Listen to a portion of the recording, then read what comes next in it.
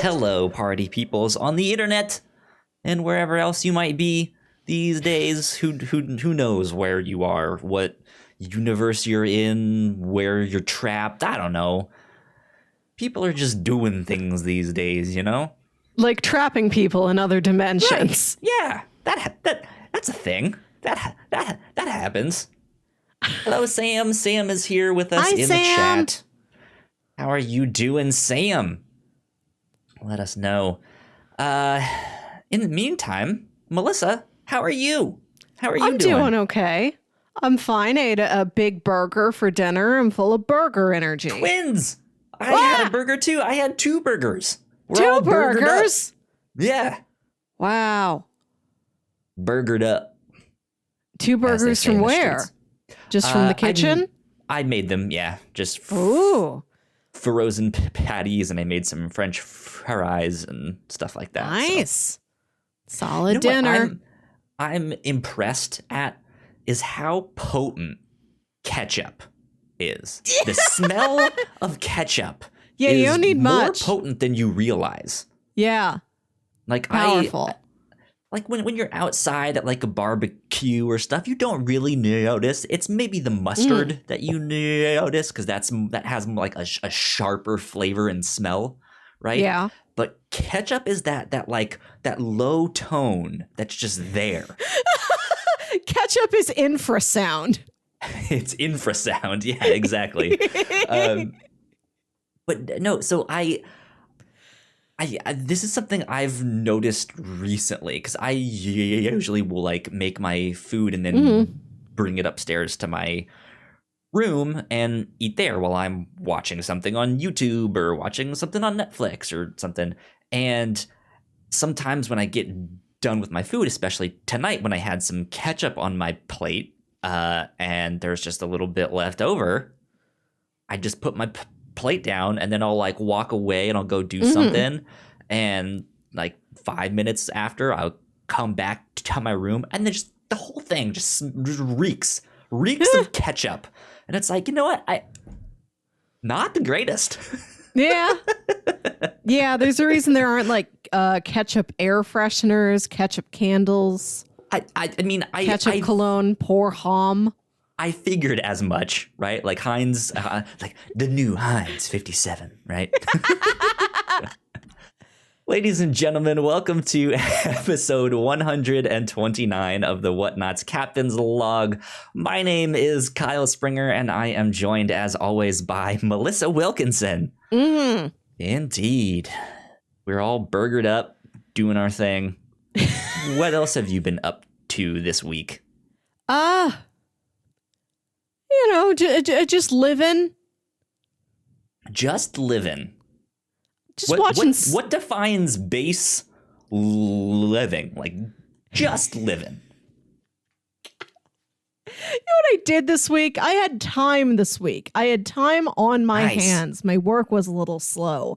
And what I did with it was I watched superhero movies that aren't very good. Willingly, nice. I did Good. this. Nobody Good. made me. I had a free afternoon and I looked at the clock and I'm like, you know what I have time to do? I have time to watch Spider-Man 3. Awesome. I'm trying to think, did you see, a long time ago there used to be this superhero movie on Netflix starring Rainn Wilson. Super. Yes. Have you seen that one? I have not seen it. It's been on my list for a while, and I just recently found out it's a James Gunn picture, so now I'm even more intrigued. I didn't realize that. I remember seeing it on Netflix.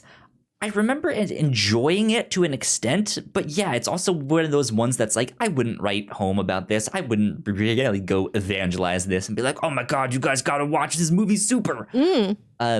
But yeah, it was a weird one. It was an interesting one. That is what I was thinking of when you were like, superhero movies that nobody likes. No, back to back, Spider-Man 3, the next night, The Amazing Spider-Man. Okay. And you know what's remarkable about watching those 2 films back to back? One of the major set pieces in Spider-Man 3 is when that crane goes haywire and it's smashing into skyscrapers, and that's how Spider-Man meets Gwen Stacy. Peter already knew Gwen Stacy from class. Yeah. She gives him the key to the city and kisses him. So there's a big crane that causes this. And then in the next movie, which I had not seen before, I think on 2 previous times I've tried to watch The Amazing Spider-Man, completely fell asleep within 20 minutes. This is the first time I've seen it in its entirety, which was a valuable experience for me. Because at the end, when he's got to swing across town to go fight the lizard, who is there to save him? All these cranes. All the crane operators in New York City are like, line them up, boys. Spider-Man needs us. He needs something to adhere his web to. And I think it's wonderful that the crane redeemed itself in the next film. The union finally said, yes, you can help them out, you know? That'd be bad if they're sitting there like, well, the union says I can't move it. It just... My favorite thing in superhero movies, and you get this the most with Spider-Man, it doesn't really come up with other superheroes, is the citizen trying to help them back. The citizen stopping to think, what role do I play in this? What can I do? Or just the like random citizen that's there like, Spider-Man, do a backflip, right? No, I mean the kid, the people that are like, Doc Ock, if you want to get to him, you have to go through me. I want a superhero movie very much where there's like enough civilians where they are a threat to the villain. They're like, no, we care about the superheroes so much. Spidey's for the people. We're stepping up to the plate. You know, that's why he's your extra arms. Your friendly neighborhood Spider-Man, right? He's not your friendly worldwide Spider-Man or your friendly universal Spider-Man. No, your friendly neighborhood Spider-Man. And he's friendly too. Nobody would do this for Reed Richards. Like, you probably see him around town, but I don't think he talks to you. I mean, you might see part of him around town, if you know what I mean. Yeah, nobody's seen his head. Just arms only. He's just like his arms start stretching out. It's like how nobody's seen Willy Wonka. They just know that products come like out of his factory. It's like, yeah, I've never seen Reed Richards. I just see an arm come down from a window and stretch down the street and like pick up an order of office supplies from Staples and then go back in the window. And somehow he makes science happen up there. Like, we can only believe he's still up there. Yeah. Some every now and again they might see him at some like high society function thing or like an art show or something. It's like, oh, it's Alicia Masters artwork stuff, right? But oh well. There you go. So how did you enjoy the double feature Spider-Man film? I enjoyed them a lot. I was going to watch The Amazing Spider-Man 2 tonight. Didn't quite have enough time. Instead, I watched Airplane. Not related. Okay. I just had 87 minutes. I'm like, well, Airplane's that long. I borrowed exactly 87 minutes. I borrowed this DVD from my dad. I had to watch it and give it back to him, which is why I'm watching all these Spider-Man movies. I got to give the DVD back to my brother. This is what drives a lot of my viewing choices, is the need to have a clean plate. I like it. My roommate walks out. She's like, what are you watching? I'm like, it's The Amazing Spider-Man. It's not my favorite Spider-Man, but it's a Spider-Man. Like, that's plenty for me. Yeah, I kind of agree. That first Amazing Spider-Man film, it was all right. It wasn't too bad. I think they're both watchable. Like his Peter Parker, but him as Spider-Man was fine. Right. And I'm watching it and I'm like, this is what I think is the strength of this particular Spider-Man. He is the best romantic lead out of the three of them. And I think he is the most reassuring hero. Like, if I'm a civilian, if I'm just an average New York City person with a big slice of pizza in one hand, and I'm in danger. As they do. And there's like one Spider-Man there to help me, I trust Andrew Garfield. I think he has a great way of talking down somebody who's anxious about being in a dangerous situation. I think a bit more than Toby or Tom get to do. Part of it is, they're just scripted to have different opportunities. But I think Andrew has a good bedside manner, as it were, with the people he's saving. The way I see it is that Tom Holland will eventually become that Spider-Man where he is maybe a little bit more confident, but he's still that like nervous wreck where he's just talking and saying stupid things the whole time. Like, oh, nice arm, he says dumb stuff like that. Is he saying that about my arm when he's saving me? I mean, maybe if he's just like, whoa, great skin, Because whenever I go donate blood, they always tell me I have great veins. I'm like, is this Maybe something anybody could see? Does he have enough medical knowledge in it from his science classes? That he does have enhanced veins. Spider vision, I guess. He can tell my iron is high. I don't know. He doesn't have spider vision, but But no, so I think, right, because in the comics, he got his powers in high school.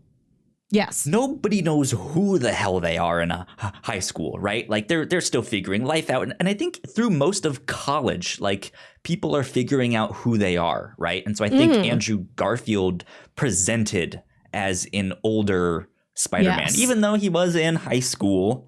I think he is a senior. Toby may have also been a senior, but Tom is a couple years younger. He's like a sophomore or junior, which can make a lot of difference. Toby was in college. Like their whole thing was in college, right? He graduates high school in the first one, I think. He's in college later. He's still in high school in the first one. That's right. Yeah. That makes sense. Well, I don't know. But remember the lunch tray? He catches the lunch tray. That's not at college. Oh, yes. Yeah. You're right. Good call. But then I think Tom Holland is maybe the most true to who the character is, where he started, and I think so, where it looks like he's going to end up, right? Just like they nailed it with him, and I'm happy to see his journey to become Peter Parker Spider-Man. He is my favorite Spider-Man. Toby's the one I grew up with. Toby made quite an impression on me, and I feel like this is a similar boat many viewers are in, but I just wanted to make sure that we all take a second and recognize Andrew's accomplishments. He is the least good Spider-Man, but I don't want us to think he's bad. He does decent jobs at things. I love his bond with Aunt May. That's a great Aunt May and Uncle Ben in those films. Mm-hmm. It's got some of the best action, I think, like the swinging around on a web sequences in those movies are my favorite ones out of the three Spider-Men. I like what Mark Webb does with them. Yeah. Good stuff indeed. Man, I saw The Amazing Spider-Man and The Amazing Spider-Man 2 in theaters, and I don't think I've watched them since. I haven't really gone back. I saw The Amazing Spider-Man 2 in theaters. I don't know why I did that. I mean, I went because my friends were going, and I know I tried to watch the first movie before I went, and then I fell asleep because this was the pre-coffee part of my life, which was just time wasted, really, when I look back on it. Like, I should have been one of those crisis era, and you have the pre-coffee era in Melissa's life, right? Yeah. Post-crisis DC comics and post-coffee Melissa. Yeah, and maybe it's because it was the only one I had seen all of, but I feel like I like The Amazing Spider-Man 2 much more than most people. I don't like it very much. It's not a favorite, but I am generally more favorable to it than many other human beings. It had some okay ideas, but they just tried to stuff it too much with stuff. They were like, good idea here, decent idea there, okay thing there, good idea back there. What if they're all in the same movie? It's like, well, you could have just stuck to like one or two of them, and it would have been a much better movie. But oh well, we got what we got. Yeah. Like I was watching Spider-Man 3 and thinking, this is the only Spider-Man 3 we've had for so long. And soon it will no longer be the only and therefore the best Spider-Man 3. I have a lot of faith competition. Yeah, I've got a lot of Spider-Man 3 on the block. Exactly. But, we still need to look at this Spider-Man 3. It was there for us. Excuse you. Homecoming 3, as you said last week. Homecoming 3 is on the way. Spider-Man 3, looking back, it's not the best Spider-Man movie, but it's the best Spider-Man movie where a man turns into sand. Still. And it will remain so, because I don't think anybody else is bringing back sand. He's the best part of the movie. He's not very necessary, but I still like him. Yeah, he was good. Good indeed. You know what else? I looked up that restaurant, and it's not a real restaurant. I was so disappointed. That restaurant where Peter's going to propose to Mary Jane and Bruce Campbell as the snooty maitre d'. I looked it up, hoping that I could get proposed to at that restaurant in my future. It's not real. Love isn't real. Melissa's hopes and dreams of her Spider-Man marriage and honeymoon has been dashed.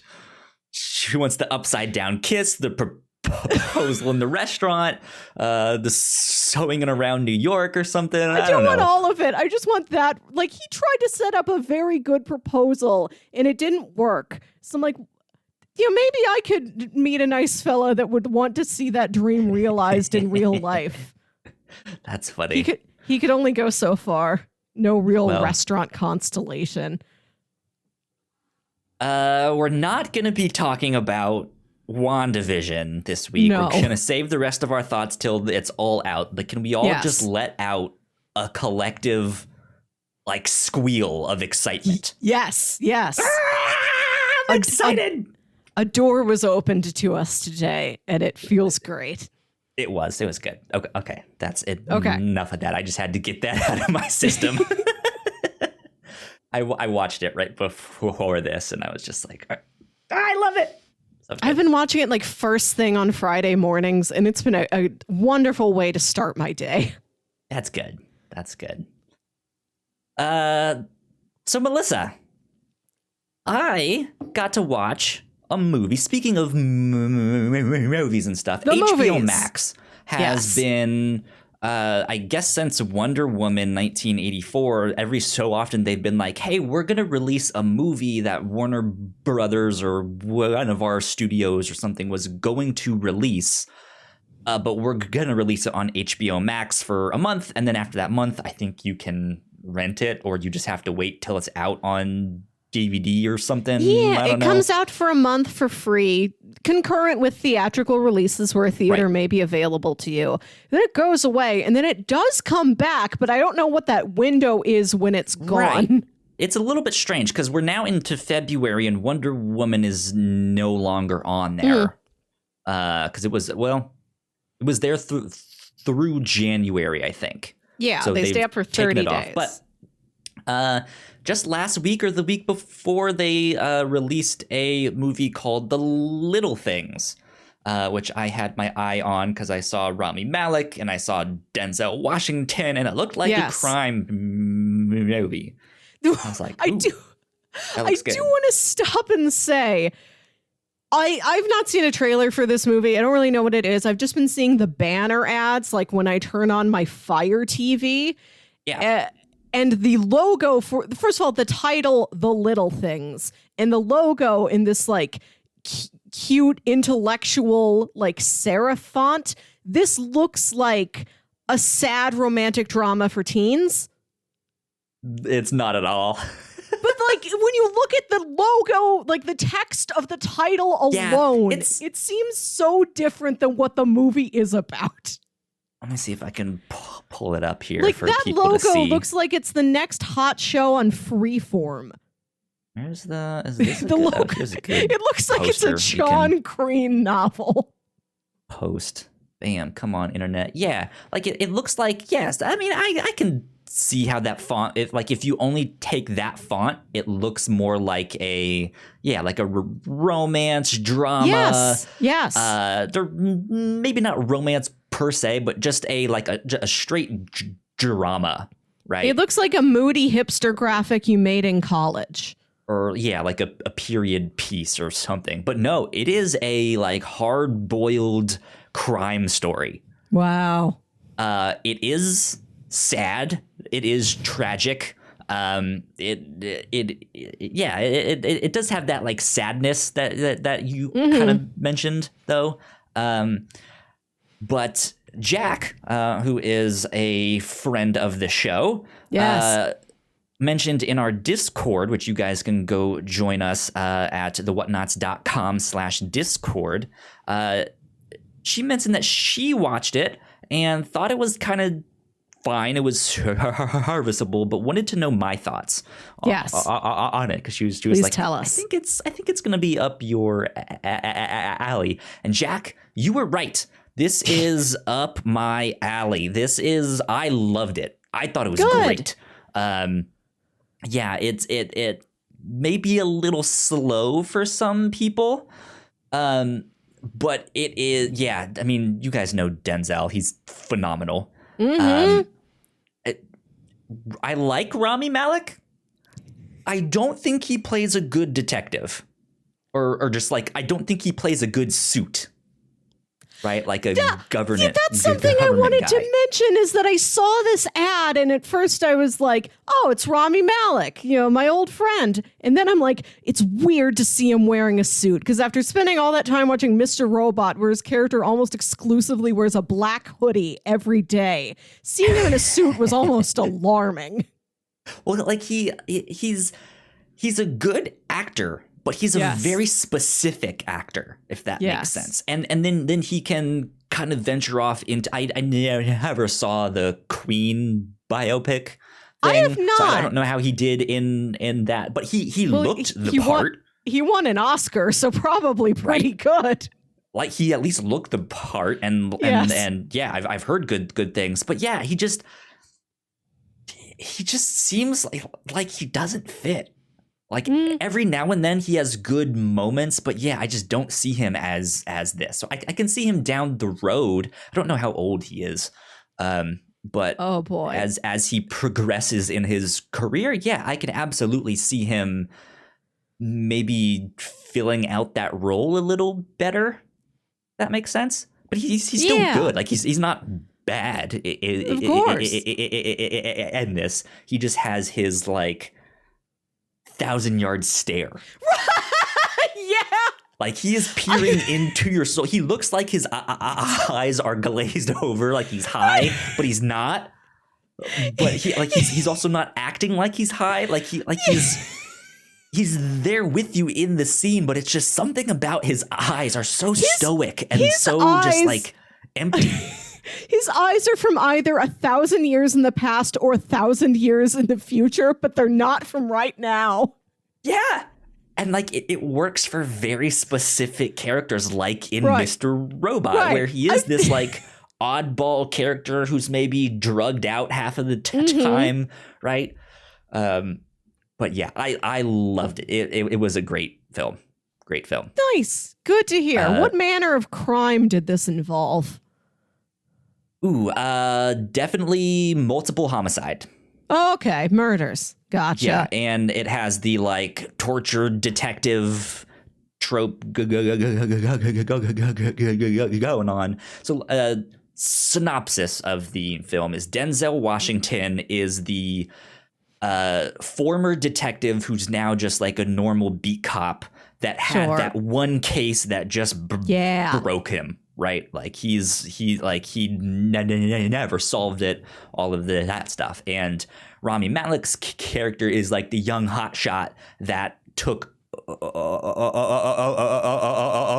for him. Basically, they haven't met, but like he was the one that got the job after him. And it's like 2 or 3 years down the road, or I think it's like 5 years down the road.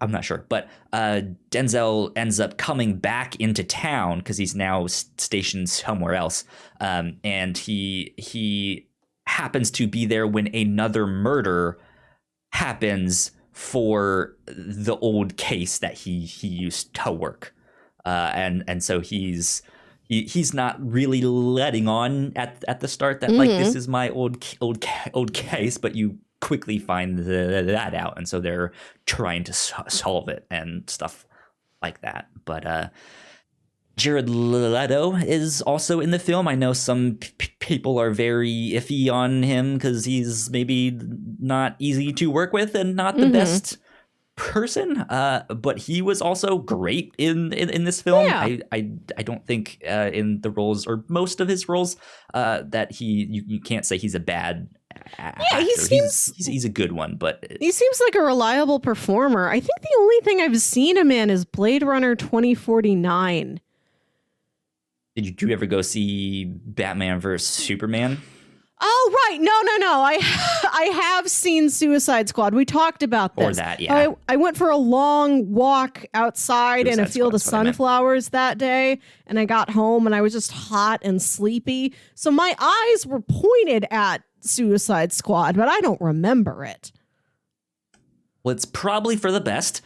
But yeah, I didn't like his version of the Joker in there. I guess it fits him, but I didn't like that version of the Joker. But yeah, he's good in this. He's creepy as hell. I think in this one. So I think one of his strengths is that he looks good with a variety of hairstyles. You can style him quite a few ways, and he looks pretty decent each time.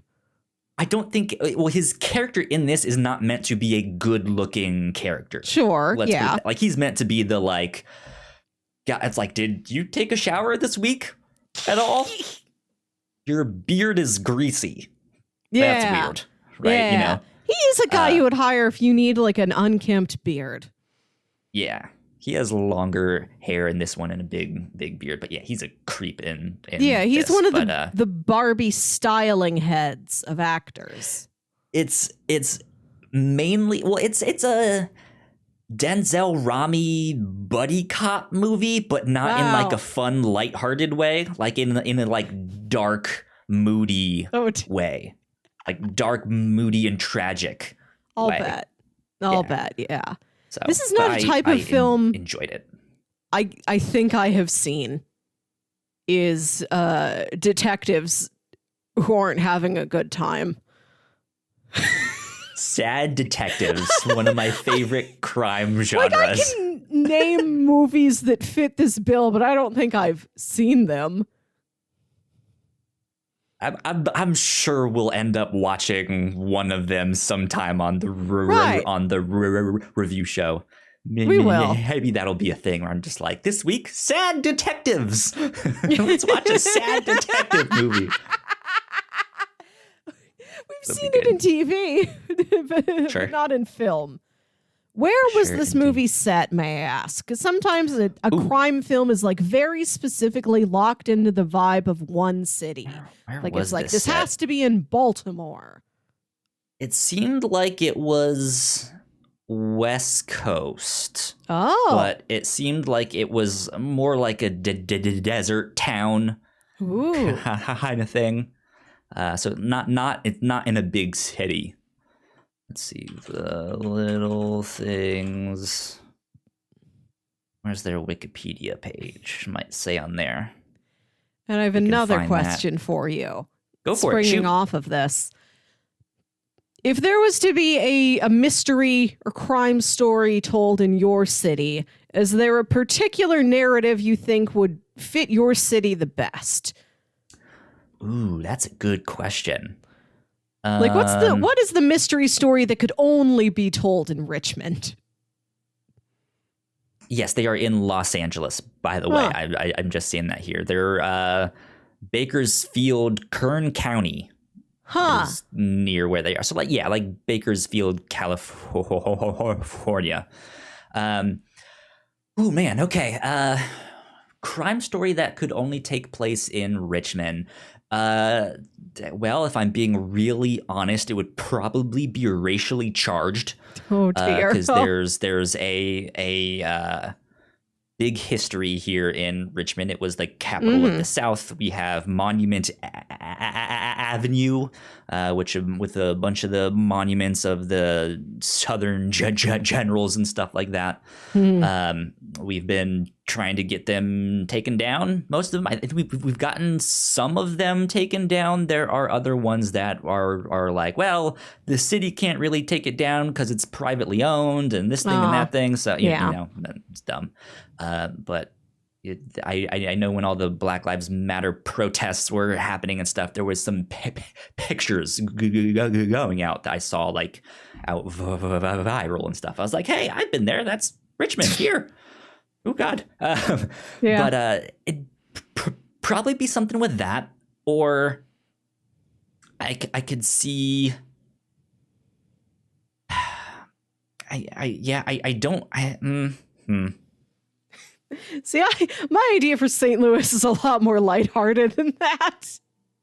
I mean, I'm just being honest, knowing the history of the city, like where like inside the actual city though, like that's where VCU is, and we're a big art school and nursing school and stuff like that. So there's a bunch of like hipster art kids and like people who are all you know, they're all into science, and it's not as big of like it's not as conservative, but like immediately when you get outside of the city, the rest of Richmond is like, yeah, my like I knew someone that I went to college with that was like, yeah, dude, my life is basically king of the hill. Like that was my experience here in Richmond.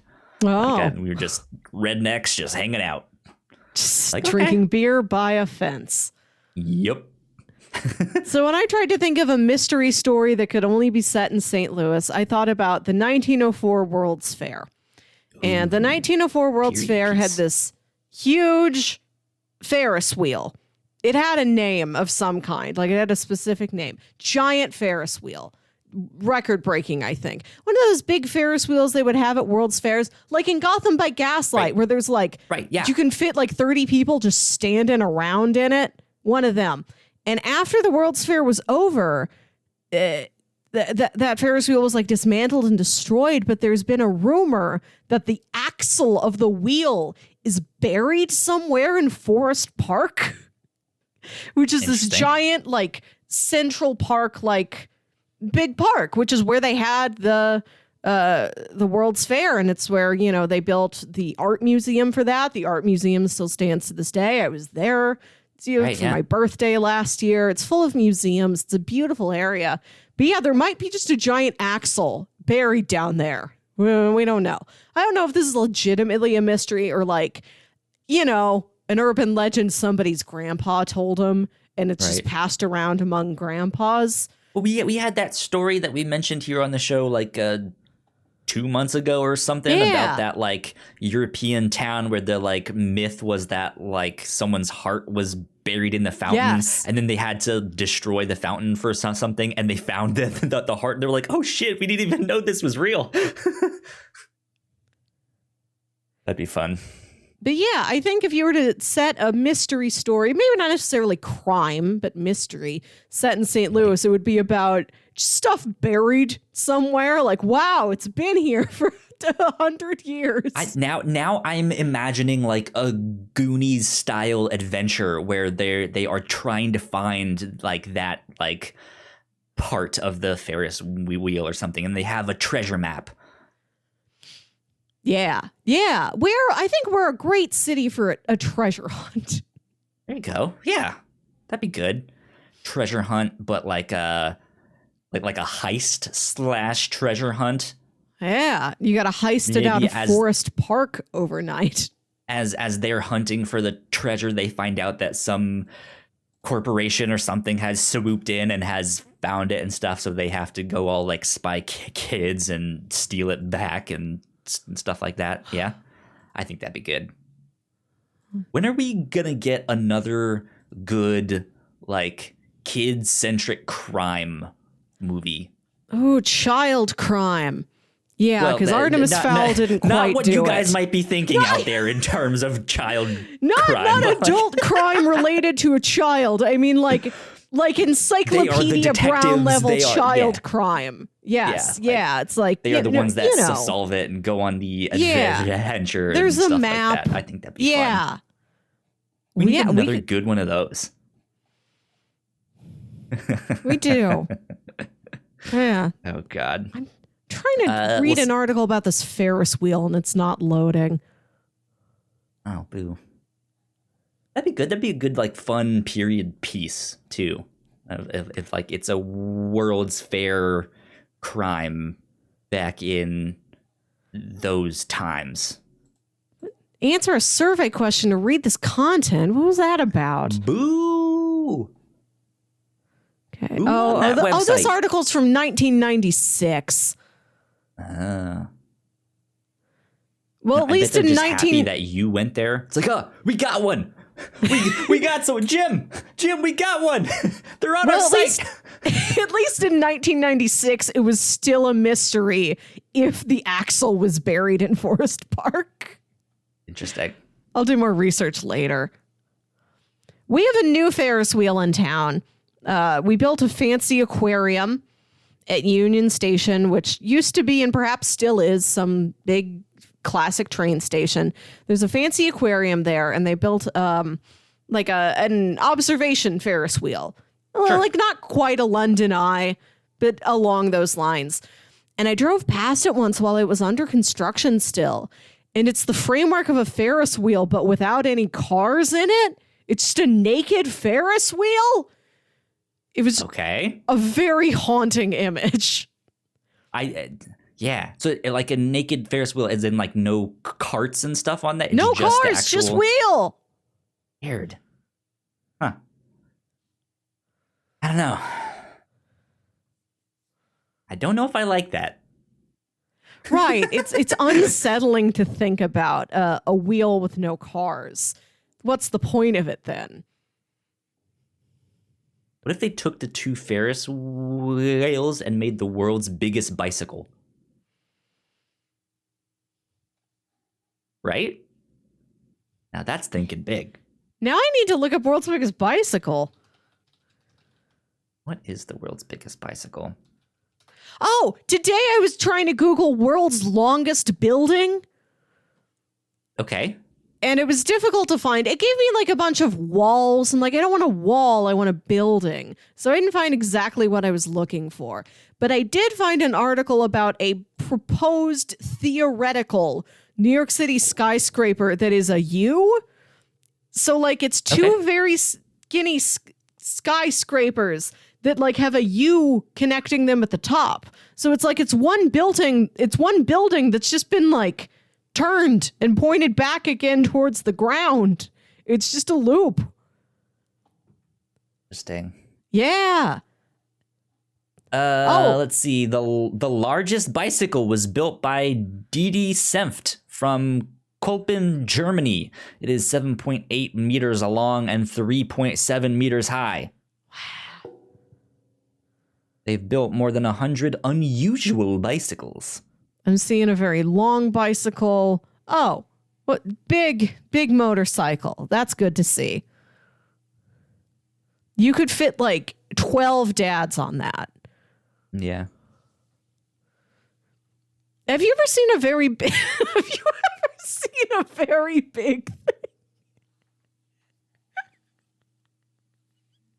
very big what, Melissa? A very big thing. It can be anything. Just anything. I mean, I've seen some big things before. Like I live by the world's largest ketchup bottle. Like, have you seen a big thing?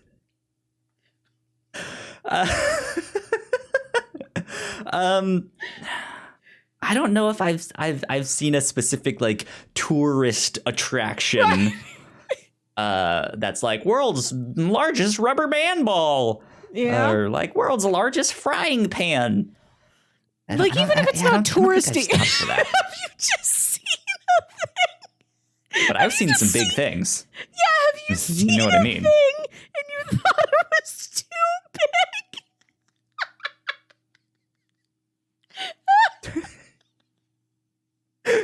Melissa's crying right now. If you guys are not watching the video version.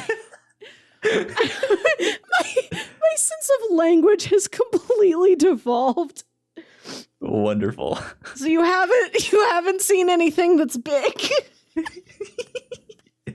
No, not in that sense, no. I have seen a large ketchup bottle, large soda bottle, large pencil. World's biggest Amico sign. That's when we got here. Okay. You know Amico, the gas station chain. I don't think it's been around since like the Yeah. late 90s. Like BP bought them out or something. But yeah, we still have the world's largest Amico sign in St. Louis. Maybe this is like, maybe you don't have these on the East Coast. Maybe you guys just don't have big things.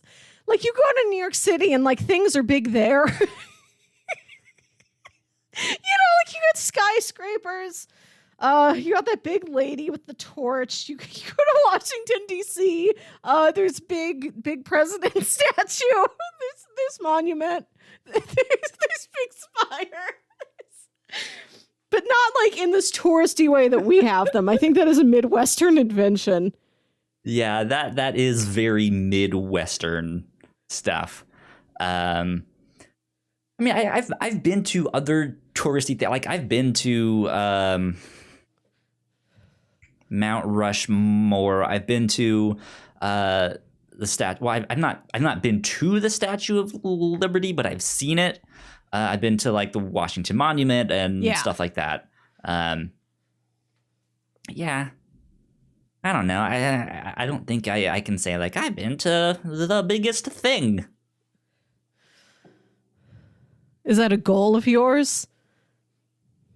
Maybe not in 2021, but in 2022, do you think you get to one very big thing? Do you take the big thing challenge? Okay, YouTube, we're here with the Big Thing Challenge. This week,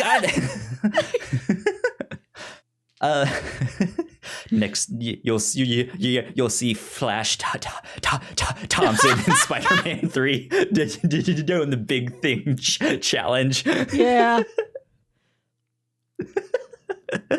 I don't know. I don't like touristy stuff. Mm-hmm. Sure, I should probably go to some of them, but when I travel and stuff like that, like I want to go to the like mom and pop shops. Like, I want to go like eat the like legitimate food. I don't want to be like, well, I'm here in Mexico. I guess there's an Applebee's right down the street we can go to. It's like, no, what are you doing? Mm-hmm. Don't do that. But yeah, like I want to do like smaller, quieter things. How tourist things often are mom and pop things. It's not like the world's biggest pencil was sponsored by Dixon Ticonderoga. Well, you never know, but no, but like those Midwest things, like the world's largest pencil, like that thing is like mom and pop. Like, let's just make our own business out of nothing, right? Yeah, and just make a giant pencil, right?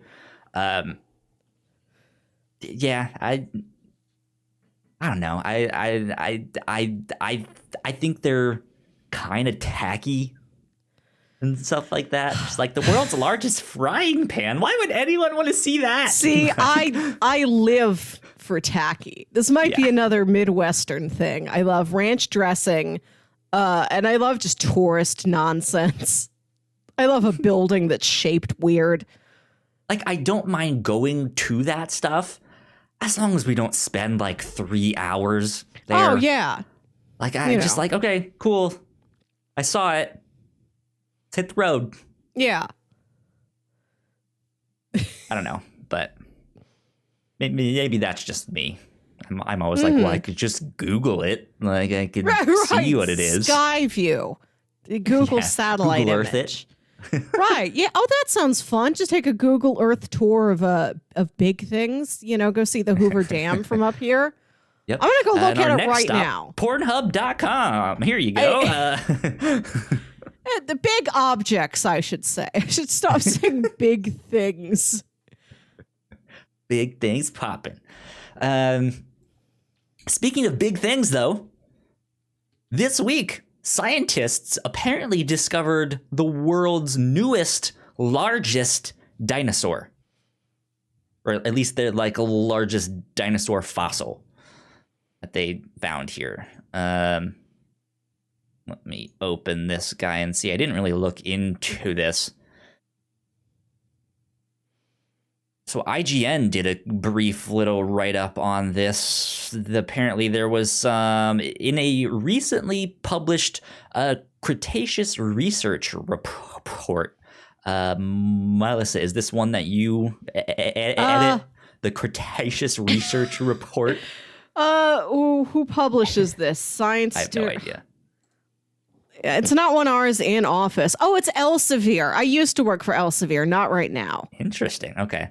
Anyways, a team of paleontologists discussed the sheer size of some dinosaur fossils uncovered in the Neuquén province of Argentina. I probably did not say that right. The scientists revealed that the fossils might be the largest animal to ever call the planet home. Does it say how big this thing actually was? It's 10 to 20 to 20% bigger. A value menu. Right. Biggie size it. Yeah. Same great taste now with 20% more. 20% more bone. Now with more I think bones. I saw them calling it like the Titanosaurus or something. Yeah, No, new Tyrannosaur species discovered, dubbed Reaper of Death. We're going to start naming dinosaurs. Titanosaurs include the 77-ton Patagotian? No, Patagotitan. Patagotitan? What? How do you say that word? Patagotitan or Patagosian. Yeah, it includes the word Titan. I guess it's up to you if you want to emphasize the Titan. Yeah, and then the Argentinosaurus. Yeah, as noted by My Modern Met. I guess that's a website. Anyways, were you a dinosaur kid growing up, or are you a big fan of dinosaurs? I had a Jurassic Park backpack. Nice. And that's fun. It. Yeah, it had velociraptors on it, and it had like a list of adjectives to describe the velociraptors. So it's just like a big picture of velociraptors. In case you forgot. And it says... intense. Yeah, it says Swift on it. And I remember very specifically, that's how I first learned the word Swift. It's off a backpack. That's funny. Did you have any kind of like wall art when you were a kid? Because in my room when I was growing up, I had like it was like maybe like a foot below the actual ceiling. There was like this wall art. It was basically one like of those borders, wallpaper borders. Yeah, and mine was it was like a mix between the Wild West and dinosaurs. So you would see like cowboys on horses and then triceratops and stuff like that. And it was strange. You could tell it was like, like out in Arizona or some, who knows where it's just dirt, right? The dirt part of the country, the dirt district. Right. Yeah, and it was that like deep red dirt too, for like Devil's Tower and stuff like that. But yeah, I had like Tyrannosaurus Rex stuff that was on there, and Triceratops stuff, and Stegosaurus and Brontosaurus, the big long neck one there. Yeah, that was my connection to dinosaurs. I think I had a few just like Jurassic Park action figures of like, oh, it's a dinosaur, right? You know, so they could get away with just not like a person slapping their logo on that thing, right? And just being like, it's ours. Steven Spielberg presents dinosaur toy. Yeah. That was it. I was never like super into the dinosaurs. No, I liked Dinosaurs. I like Dinosaurs, the puppet program. And that was mostly it. Yeah, I was not a huge animal kid at all. I remember getting a probably pen liked pal. the first 3 Land Before Time movies, and then there's like a saw 4th one. They're still making these, and now it's like Land Before Time 533 is out next week. Land Before Time 420. Yeah, right. Land Blaze it. B420 time. Yes, Land B420 time. That's the name of this episode. Sam says those are the only good ones. So yeah, see, like the first 3 Land Before times that like that. Yeah, you have to go with those, and after that, it's just like, oh my god, why do these keep getting made? Who is saying yes? Don Bluth's family, families of dinosaur kids worldwide. Yeah, and like when I was like 8 years old, I got a pen pal. And she writes me a letter, and she's like, I love animals. And I'm like, yeah, animals are good. Like, I don't think I had a favorite animal for a long time as a kid. You're an animal. Take that. Like, I never gravitated towards animals the way some other kids did. I thought they were all fine. See, that's me with the tourist stuff. I'm just like, yeah, it's fine. Like, I'd go to the zoo. I like to go to the zoo. I like to pet a cat if I went to somebody's house and a cat was there. I was a big art museum kid. I remember the summer, like, Mark McGuire hit the record number of home runs. My parents are trying to watch the baseball game, and I'm like, Mother, I would like to go to the art museum, please. I need to be cultured, Mother dear. I dream of seeing big things one day. Big painting, a rainbow that's like 12 long of me. Yeah. I'd watch it now. I've thought about watching the Super Bowl this Sunday just to feel some sense of togetherness with my fellow man. I've never seen a Super Bowl. Like, sometimes I watch whatever the halftime act is, and that's it. But this time I'm like, maybe I will get some chips and watch the big game like a human does. I don't know. I don't know if they're streaming it on Twitch. I don't imagine they are unless you have NFL Sunday Pass and can custom somehow like emotes for the sign Super Bowl. In. Well, they do some partnered stuff, I think. 'Cause one of the podcasts I listened to was doing like Thursday night football streams and stuff like that, but they weren't playing Madden or stuff like that. They were actually like watching the games and stuff like that. But I would imagine there'd be a lot of stuff on Twitch of people doing live streams of it somehow, some way, or some football related content. Yeah, I'm doing a Super Bowl snacks mukbang. Watch me eat. There you go. Yeah. There you go. I keep forgetting that it's Super Bowl Sunday. Right, I feel like it just snuck up on us, like, especially now that I don't go see my parents as often. Like, my dad watches football. I'd ask him every once in a while how it's going, but like, without that time with my dad, I didn't even know we were still doing football. I didn't know it was happening. Yeah. I guess by the time this goes public, the game will already be done because this goes out on Monday. Who's in it? So where is it? It is the Bucks versus the Kansas City Chiefs. Where's the Buck? What state are they from? The Buccaneers, Tampa Bay. Tampa Bay okay. Buccaneers versus God, Kansas I thought City you were Chiefs. talking about like a deer. Like, I don't think that's Bucks. one of them. No, that's a basketball team, I Well, think. well, good for the Chiefs, I suppose. They're, since the Rams left, that's the next closest team. Many of my neighbors have gravitated towards that one. Yeah, Sunday night, 6:30 p.m. Do we have a halftime act? Are we risking that, or are we just cutting to I think who is the clips halftime show? act? The Weeknd, I believe, is headlining it. Yes, the man from Uncut Gems. I still haven't seen that film. I need to go watch that. You should. The Weeknd is in it, inexplicably. I'm not a fan of The Weeknd. Well, I shouldn't say that. I don't know anything know about him. him. Yeah. I was just don't very really care for his surprised, music. delighted to find that he's just in Uncut Gems playing himself. I know his music is often sexy times. So Sure. when you're sitting there with your big things, you can be listening to The Weeknd and getting your sexy times on. Last year, I asked my mom, hey, who's the Super Bowl halftime act this year? Sincerely not knowing who it was. I thought she might know. I thought Dad might have told her Wasn't it while he was Maroon watching 5? the game. Last year? No. Maybe the year before. I don't know. Last year was J-Lo and Shakira.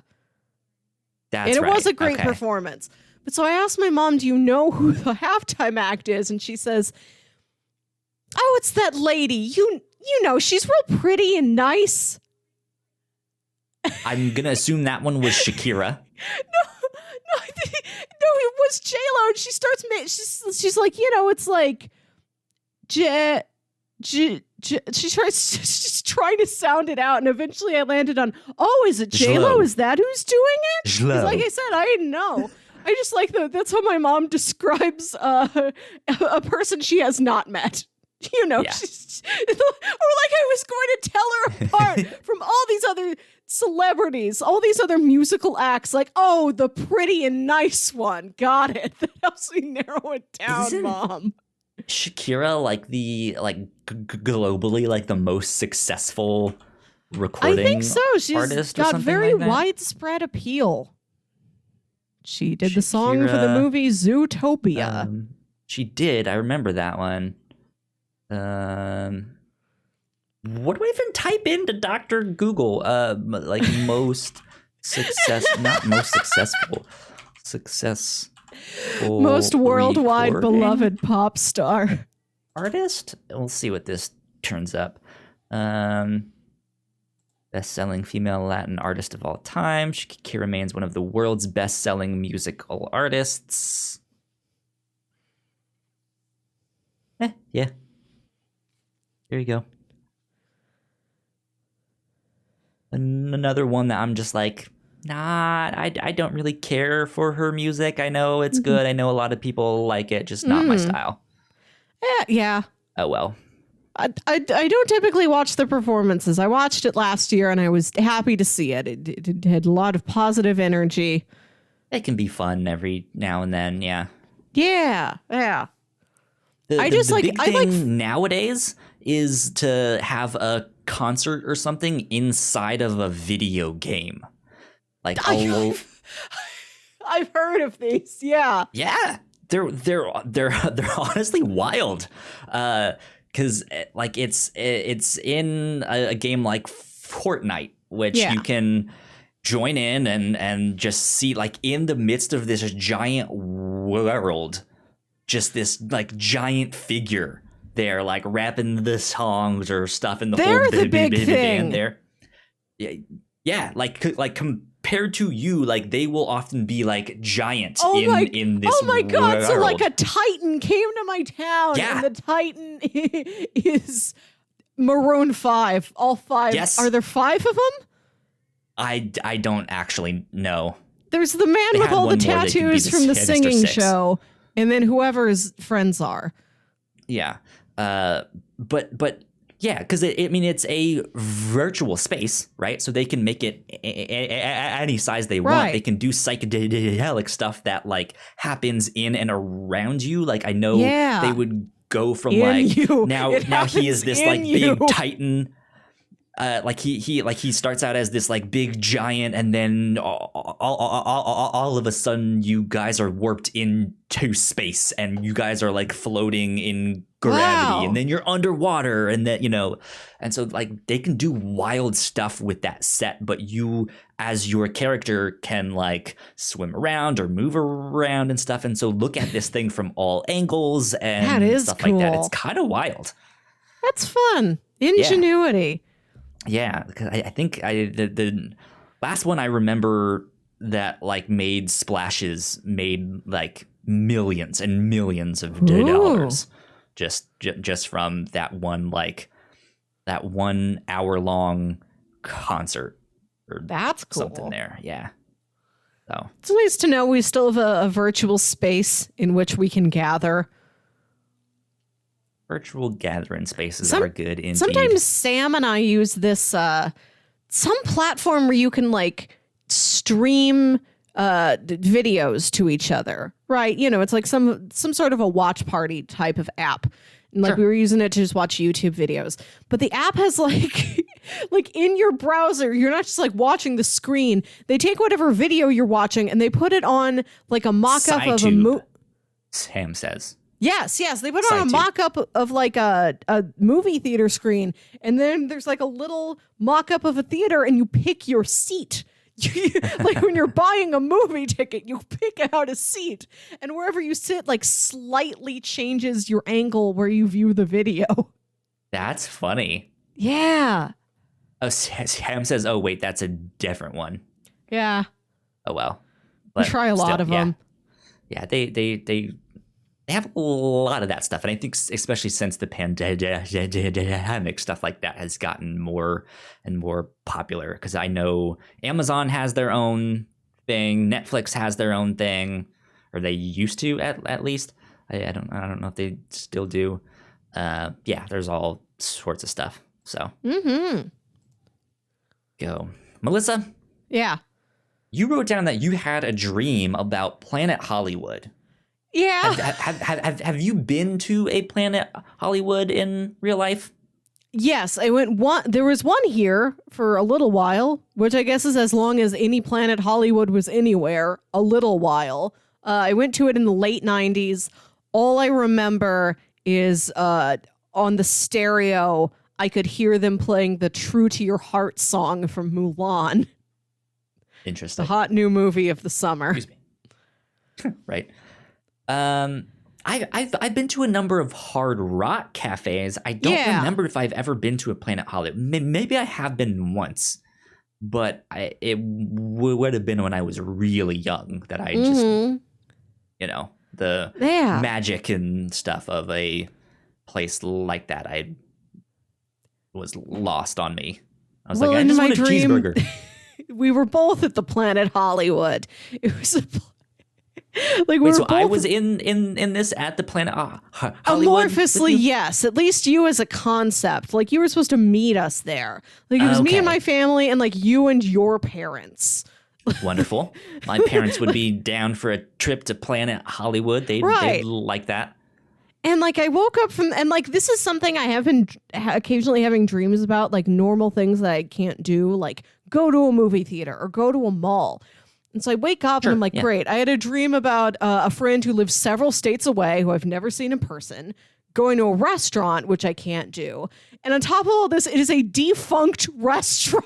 I couldn't go to a Planet Hollywood if I wanted to. I think there's one in Disney Springs and one in Vegas. There's no one anywhere around us. So I woke up and I'm like, what a pointless, futile exercise. I can't do any of that. I had a dream this past week too, but I don't remember it anymore. I think it did have something to do with school. Yeah. I typically don't remember my dreams. So the fact that I was like, I know I had one this week, and I can kind of, or like when I woke up initially, I was like, okay, I kind of remember what happened. But then since the week has gone on, I was like, okay, I know I had one, but I don't know what it was about. at all. I think it had something to do with school, but it wasn't a stress dream of like, oh, I'm late for class and I didn't do the homework. Oh no. I think it was more like an adventure, or like it was some kind of like, that's cool. We're doing something. We got to go on a mission, or I don't know. But yeah, that's what it felt like, is all I can say. This dream gave me such a specific feeling that I haven't had in like a year, that I didn't realize was like a thing my head was consciously aware of and would resupply to me subconsciously if I didn't come across it in real life, which is the experience of going to a restaurant and being sat at a high table on a stool without a back, and I don't know where I'm supposed to hang up my purse. Like, this was part of the dream. Like, I sit down on the stool and I'm like, there's no back to this. I just have to put my purse on my lap the entire meal. Man, well, I guess I can kind of relate to that as a college kid, because I always had my backpack with me wherever I went. So instead of a purse, it was just like, here's my backpack. Do I put it on the floor or sit it on my lap or something? Where can I put my large bag? I have a large bag here. What do I do with it? Large bag coming through. Life ain't so friendly to large bags. Not really. I don't like the feeling of carrying things. Right. This is why I rarely wear a real coat. I'm fine with a coat, because that's an actual coat. But like, yeah, but to have I don't want to wear to hold bags or backpacks, I don't want to walk around with all that stuff. I have like a nice little crossbody bag or whatever. I cannot stand carrying a coat when I am not wearing it. That's what you mean. Okay, yeah, that makes sense. Yeah. It's the most mortifying thing to have happen to me, so I just don't wear coats.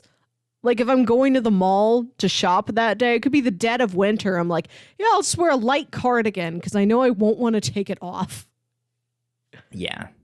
Yeah, I do that sometimes too, when like we're getting ready to go somewhere, and I'll be like, all right, I'm good to go. And my mom will be like, it's like 30 degrees outside. And I was like, we're going to be inside, right? Like, I'm not going to be out there. Like it's going to be from I exit our house and go to the car in which we will turn the heat on. And then we go to the place and we're inside in that place. Like, I'm not outside enough to be like, okay, I need a big jacket to like do all of that stuff. But something I realized today is that the experience of winter bothers me much more now as an adult than I remember it as a kid. Like, when I was when I look back on my childhood, I remember being more affected by summertime heat than by wintertime cold. And it's the opposite now. Like, if it's a hot day, I'm fine. But if it's like 25 degrees, it's such a hassle. And I realized today, I think that's because as an adult, I have to bundle myself up. Like, I have to do it. And when I was a little kid, like, your mom does it for you. It's a lot more work, right? Because, you have to do all that stuff. You have to do the shoveling. You have to drive in the snow and deal with all of that stuff. And, it's so much more taxing. Right. Your mom isn't there to zip up your coat. A kid, right? When it's just like, it's fun. A day off of school. Let's go make a snowman. Let's go do this. Let's have a snowball fight. Let's go sledding. Yeah. And like, when you're a little kid and you're sitting in the back seat, like during the summer, the air conditioner doesn't get back there as well. So I think that's why I remember being hot as a kid. Whereas now I'm an adult woman who sits in the front seat and I can point all the fans directly at me and they're right there. So I don't think about being hot anymore. Now you're living. Yeah. You see right in the face. Right. Indeed. I can't drive right now, though, unfortunately. Well, because I needed to get my Well, I can theoretically. I needed to get my license plates renewed because they were just up. And I mailed in all the stuff in time. I paid the fees. I sent all the paperwork in time in January. They're like, it'll take 2 weeks for us to mail you the new sticker you put on your license plate saying it's been re-upped for another 2 years. And like the 2 mail weeks is went by taking and it was the end forever. of January. And like I've waited like another week and I just don't have them yet. And like I had a receipt I printed out and it says like print out the receipt and carry it with you. So like if I was pulled over, I could just hold it up and they're like, oh, okay, I get it. Yeah, mail's crazy nowadays. Go about your business. But like I don't want to have to deal with that. So I just haven't been anywhere for the last week. I've just been ordering food. That's what you gotta do. That's what Can't I've wait done. to drive again. I Bring it just want to home. drive somewhere and see a different tree than the ones I can see outside my window. You can always Google Earth it. Go see the world's largest pencil. I was Googling weird trees last week. I was watching Annihilation again, and you know, there's the part with the tree people. And so just while I'm watching the film, I'm also sitting there Googling weird trees. That's so funny. How do you feel about what are those Japanese ones? The bonsai trees? The little that they all, like, guys? yeah, the ones that they like have that they shape and they're all like curvy. Yeah. Yeah. Those are bonsai ones, right? Yes. I don't know. But Yeah. how do you feel about those ones? I like them. You know, I was looking at weird big trees, you know me and my big things. Looking at big things, yeah. Yeah, just looking at big weird trees. Yeah, do it. Google big weird trees. It's so much fun. Big weird trees. That sounds like the name of a band. My favorite big weird big tree fish. is called Big weird trees. yeah, big weird trees is my favorite ska band. 80s, right? There's a tree called like the Angel Oak, and I think it's in one of the Carolinas, and it's this huge tree that like has this giant canopy. Like it just grew and grew and grew, and it's got these long limbs that like just stretch out forever. Weird. That one looks like broccoli. Some of them are really chunky. You know, some of them look like they got a Big old face chonky in them. trees. It's a thick boy. Yeah, thick boys, bendy boys, all kinds. Those ones look like the Riddler showed up, or Yes. Russia showed up and was like, "What if the trees were shaped like sickles?" Yeah. Yeah. There has been a tree in like South City, St. Louis. Like my brother used to live over here, and I don't know if this tree is still here, but this guy in his yard planted a tree with a darker colored bark and a tree with a lighter colored bark. And then as they grew, he like trained them to twist around each other. Ah. Yeah. Good old dueling dragons. Yeah, a dueling dragon tree. That's interesting. God, I wish there was a map that was like weird trees near you. You could probably put that in there. I don't know if it weird trees near me. Let's see what Google returns. Because we're gonna have different trees. Oh, hey, Remarkable Trees of Virginia and Virginia Big Tree Program. Treesvirginia.org. You found from it, Kyle. Strange's Nursery. That's the name of the company. Yeah. Remarkable Tree. Let's see what their website looks like here. Community outreach. Trees of Virginia. Treesvirginia.org. Boring old website. Okay. They have pictures? Pictures They have of a trees. blog. Resources. Let's see. No. Community outreach. No. Okay. What about their blog? What have they got on the blog? What have they been blogging about, you know? Tell me about your weird trees. There's a big old tree. No time for silos. Severe weather preparedness. That was in November of 2019. Okay. January 2020. Oh. Ooh, they haven't done anything since October of 2020. They're slacking on their blog. Missouri best trees. Little bugs.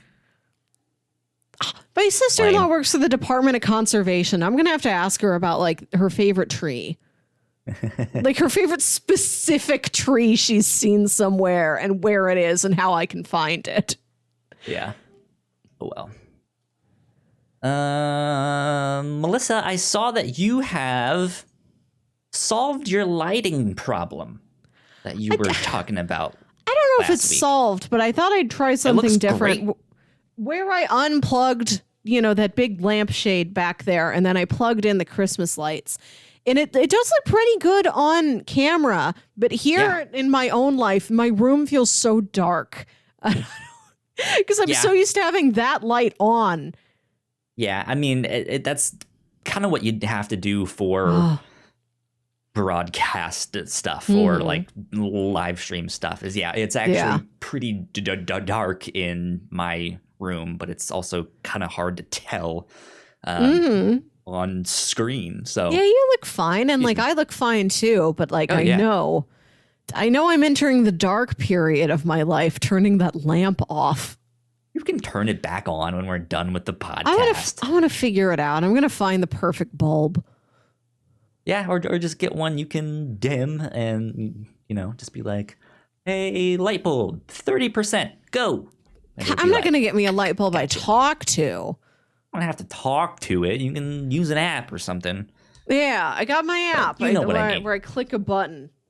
Yeah. I do not have to verbally issue an order. Yeah, indeed. Melissa, I had written down here podcast mishaps as stuff we could talk about. So I thought I'd wrap our show up today with this. So we had recorded the Patreon exclusive podcast for crossplay that we had been talking about for the past couple weeks, being like, it's coming, it'll be here one day. We recorded it, it went wonderful, only to find out that one of us didn't record on their own end, which was like, all right, cool, that's fine, we'll just use the backup. And then on Sunday night, I found out, our backup file is robot-y and is all corrupted and stuff. So we no longer have a backup and we no longer have our main thing. So we just lost this entire thing. Jeepers. Yeah. So we had to come together last night and kind of do a quick version of it, which ended up still being pretty lengthy. I was being like, it's going to be like 20, 30 minutes. We ended up taking like an hour or something. So it's still a good chunk of change there. But we did our 2021 video game fantasy draft. And all of that stuff. We currently have 7 games on our team, and we get points based on how well those games perform, based on the Open Critic score, which is a website that aggregates a bunch of review scores and stuff like that. And then we also have a counter pick of, so I guess you get points if it's above 70 and you lose points if it's below 70. But you can also have a counter pick to be like, Melissa, I think that game you picked is going to do bad. Oh, no. And if I'm right, I get points.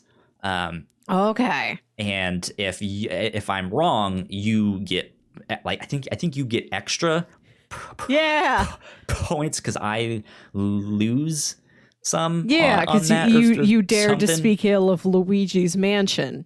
Right, yeah. So we did that, and then we're going to be checking back in on that throughout the year. So that should be exciting and fun because we can bid on more games as they continue to come out and get announced and stuff like that. But that just got me thinking of like other podcast mishaps. have in your time with the Whatnauts, can you remember any of your podcast mishaps? Or if you've been on someone else's show, or yeah. if Jack you've had some stuff a like show a couple years ago where it was like me and her were talking into the same microphone, and then we were like Skyping with a third party who was also on this episode. No headphones. No, Is that what it was? No. Oh. No, we had headphones. We're smart, but something went wrong with the audio. No, I think maybe the other person had to re-record theirs, and so we had to re-record ours in response to that. I forget what it was, but I remember like we did an episode talking about Guillermo del Toro films that we had to do it again, but it was okay. Yeah. I've had something like that. I think we brought a guest on to talk about Death Note, and I forgot to tell them to record on their end. And at the time, I wasn't doing a backup. This was the thing that was like, Kyle, you need to start doing backups. Yeah. Like do a second recording, have two things recording. And that first time we didn't tell them to record. And so then when I went to gather all the stuff, I was just like, oh shit. Like we just had that entire conversation for nothing. And so we approached them, and they were gracious enough to be like, yeah, we can re-record and talk about it again. And we did that. That second time, though, I think I forgot to record my end. So what I did with that is, since we had, like, I stitched Paul and our guest, I stitched theirs together. And then on my own time, I re-recorded my own responses as if I played their stuff and was just like, hey, what's up, everybody? Welcome to the Whatnauts podcast. We're talking about Death Note this week, blah, blah, blah, blah.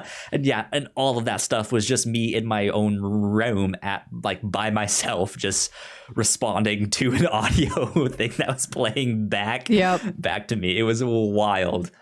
But I've had to do stuff like that. We've had stuff get like robot-y, which usually we can get around because you're recording on your end, I'm recording on my end, and then we do the backup. So it's like, it's okay if the recorded video is there, that one didn't really work out. We can just put our other audio on top, which is what we do normally. So yeah. I don't know, but man, when it goes wrong, it usually goes wrong in like the worst ways possible. There's an episode of Saturday Morning Obscurities. It was one of the first couple ones we recorded, and like we have the audio from it, but like maybe it was storming that night or something, but like our internet kept cutting out.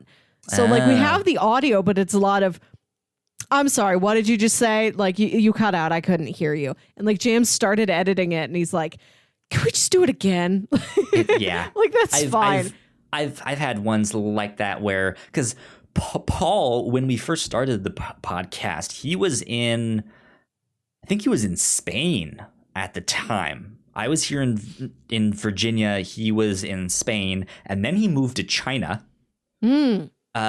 And he was there for a year, and then he moved back to Portugal, where his family is from. So he was just all over the place. But you can, like, despite the time difference, the main problem was the internet lag and stuff like that. So we've absolutely had ones where it was like, hey, you cut out, you got all bro-body, can you say that again? Yeah. And we've had some that were just nightmares, and I had to go through, and it took me like 3 hours just to like fix this thing. Which is why we're just half an hour long. I was just like, oh my God, please stop. Yeah, internet, which is why we're gonna record this one again, because both of us still have our notes. Yeah, so it happens sometimes. But that's it. Hopefully this one was good. Hopefully no mishaps happen on this one. Hopefully good. Yeah, so fingers crossed. But with that, let's do a little bit of housekeeping and then we will get out of here. If you guys did not know, we have multiple podcasts here at the Whatnauts. You guys can find out more information on our website, which is thewhatnauts.com, as well as your favorite podcasting platform of choice. Just type in the Whatnauts and all of our shows will pop up right there. If you like what we do, patreon.com/the Whatnauts is where you can support us for as little as $1 a month. We have a $3 tier, which you guys can get all kinds of exclusive content like that video game fantasy draft that we were talking about. We would like to give a big shout out to our Patreon supporters at the $5 tier. So thank you, Sam, who has been here in the chat Sam. with us. Thank you so much. We appreciate it tons. If you guys also like that, you can subscribe to us here on Twitch, twitch.tv/the Whatnauts. I believe it is like $4.99 for a tier 1 subscription. However, if you have Amazon Prime, you also have Twitch Prime. You just have to link your accounts and you get a free subscription to give out to whomever you would like. And we would love it if that would be us.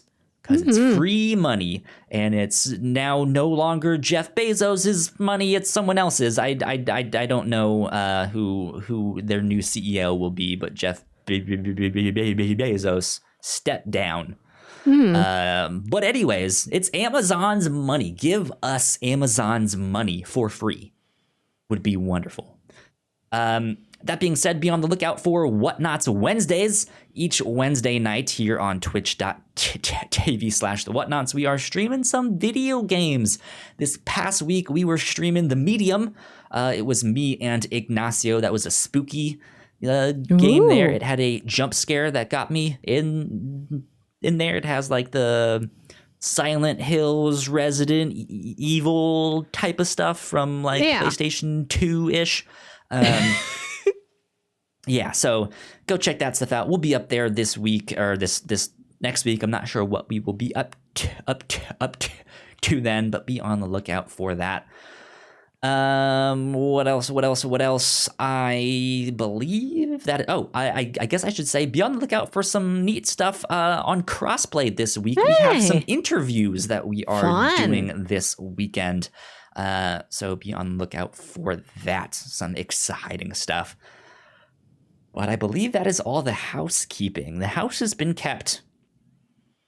Melissa, what are you up to the rest of the weekend? Being here. I might go to the grocery store once. That can be an adventure. You never know. Yeah. It'll have to tide me over until I get my plate stickers in the mail, and then I'm going everywhere. Just driving around, looking at trees. Sounds good. Where can they find you on the internet, though? You can find me on Twitter and Instagram at Wilkywit. That's WILKYWIT. Listen to my other podcast, Saturday Morning Obscurities, where my brother Jams and I talk about weird old kids shows you feel like only you remember. Indeed. You guys can find me at Kyle Springer on Twitter and Instagram. If you guys want to stay up to date with our shows, we are at The Whatnauts on Twitter. Go like, share, subscribe. You guys know the deal with all that stuff. Please, if you like us and you like what we do here on this show or on Crossplay or the Captains, or I guess this is the us. Captains. Like, if you like our podcast, please go rate and review us wherever you get them. I forgot to mention that in housekeeping. So go do all of that stuff. That would help us out a ton. But with that, we will be back. This has been number 129 of the Whatnauts Captain's Log. We will see you all next week. Bye. Bye.